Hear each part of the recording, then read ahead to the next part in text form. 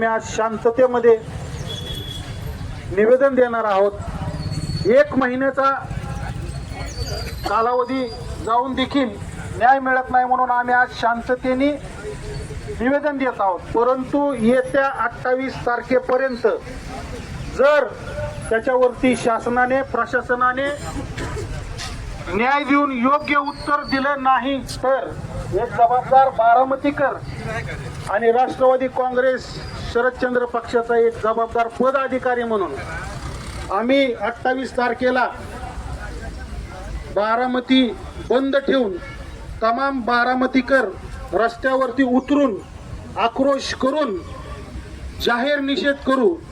ही आज आम्ही त्या निमित्ताने प्रशासनाला व शासनाला आज आम्ही अल्टिमेटम देत आहोत की 28 तारखेच्या आत त्यांनी योग्य उत्तर द्यावं। मनाला पटेल असं काहीतरी थातूर मातूर उत्तर आम्ही आजपर्यंत ऐकतच आलेलो आहे, परंतु खरं कारण समोर यावं यासाठी 28 तारखेपर्यंतचा अल्टिमेटम तमाम बारामतीकरांच्या तर्फे आम्ही आज देत आहोत। आणि त्याच पद्धतीने एक महत्त्वाची मागणी या ठिकाणी आम्ही करत आहोत की एक धडाडीचा दादा आमचा गेला, परंतु त्यांच्याच प्रतिरूपाचे दुसरे आदरणीय रोहित दादा हे रोज जो लढा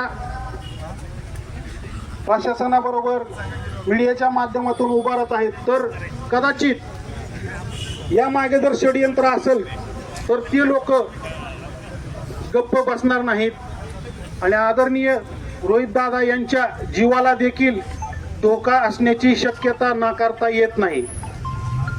ही गोष्ट सर्व बारामतीकरांना ज्ञात आहे, म्हणून आम्ही आज सांगतो की लवकरात लवकर आदरणीय रोहित दादा यांना Z+ ही सुरक्षा प्रदान करण्यात यावी अशी मी आज या निमित्ताने प्रशासनाला विनंती करत आहे।